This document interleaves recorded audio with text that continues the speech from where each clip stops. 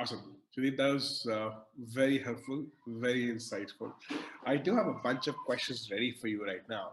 If it's okay, we can just dive into them. Sure. Okay, so we had a question on GPT-3 already, which is what we already answered right now. There is a question on evergreen content, right? Now, what should publishers do to grow evergreen content as a traffic magnet?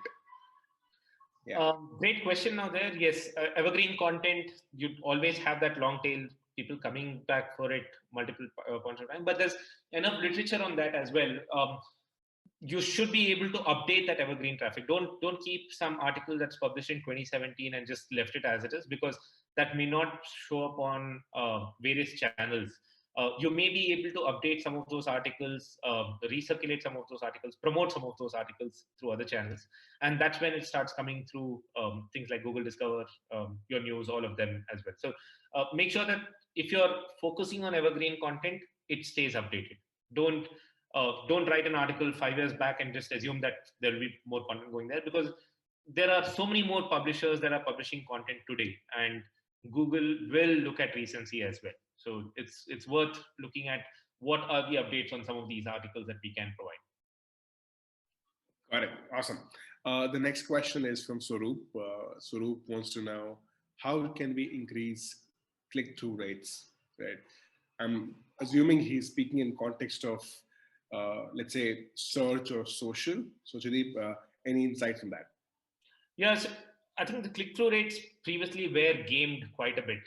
People used to add a lot of keywords which were not even related to the content and all of that, just to try and get people onto your pages. But that's really not working. So you need to figure out, if you really want to focus on click-through rates, my suggestion is trying to narrow down the universe. Try and find a niche that you want to own and completely take ownership of. If you're trying to get much higher click-through rates for Narendra Modi, and you're not the biggest publisher in India, it's unlikely that you will get that, right? So you'll probably not even be on the very first page. So you're not going to even have those impressions. So figure out what are the keywords that you want to go after. It may be anything in your locality. It may be anything that's a vertical that you cover. For example, we have a conservation publisher as well. So certain projects that they do on conservation, snow leopard conservation, all of that, they start ranking up out there. That's a niche that they have taken, that not many other publishers will be publishing. Even if, let's say, a large publisher like an Indian Express writes an article, they'll probably write 1 or 2 articles on it, versus this publisher that we have has multiple articles and projects on top of that as well. So try and figure out a lot more content and narrow down your keyword focus. That's my suggestion for getting better CTRs. Perfect. That's very helpful. The next question: is there an advantage in choosing WordPress versus Drupal versus Ghost, etc.? Okay, Krishna, this is a very, well, it's a we could host a webinar on this question, right? But I'll let Chirdeep answer this in a short while. Yeah. Yeah, so I think most CMSs have evolved over a period of time, and right now most of them are moving towards a modular structure. It's more about this kind of skills that you either have in-house or your partners have in-house that you can start working with. Drupal is extremely customizable, but will take a lot of work in trying to get that customized for your purpose. So if you have that long-term view, then yes, Drupal probably be something that you can look at. WordPress, fairly easy to get started, whole bunch of templates. But again, WordPress has this issue called plugin hell. Well, there are 50,000 plugins to do whatever you want in WordPress. They're not tested with each other. So sometimes these plugins just don't work with each other. They crash your systems. These are issues that you will need to deal with. So these are solutions that you need to look at. There are a whole bunch of other solutions as well, whether it is Ghost, Buffer, Contentful, Content Stack. We are also in the same space, Quintype. All of us are looking at building CMSs for media in particular. Got it. I hope that was helpful, Krishna, for you. How should publishers who are heavy on video approach their challenges around page speed optimization? Yeah. So, I mean, in terms of video, few things that we have learned from publishers is don't just have video pages without any content, because Google crawls that as very little content on your page, right? You need to have some bit of description of that video. Even if you have an interview, for example, a video with the entire summary of the interview or the excerpt of the interview would help.